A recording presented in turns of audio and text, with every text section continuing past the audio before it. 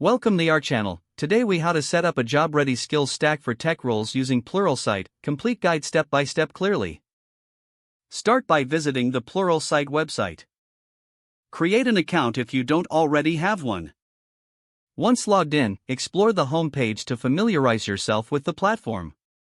Navigate to the skills section found in the main menu. In the skills section, you will find a variety of technology domains. Select a domain that aligns with your career interests, such as software development, data science, or cybersecurity.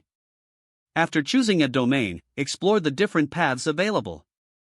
Paths are curated collections of courses designed to build specific skill sets.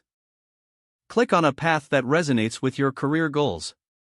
Review the courses included in the path. Take note of the prerequisites and skill levels for each course. Start with the foundational courses to build your base knowledge. Progress through the intermediate and advanced courses to deepen your understanding. As you complete each course, make sure to take notes. Practical exercises and hands-on labs are essential for applying your learning. Set a study schedule to ensure consistent progress. Use Pluralsight's assessment tools to check your understanding regularly. These assessments can help identify areas where you may need further study. Engage with the community forums to ask questions and share insights. Consider supplementing your learning with additional resources. Look for relevant projects you can work on to apply your skills. Build a portfolio showcasing your projects and skills. Revise your LinkedIn profile to include your newly acquired skills.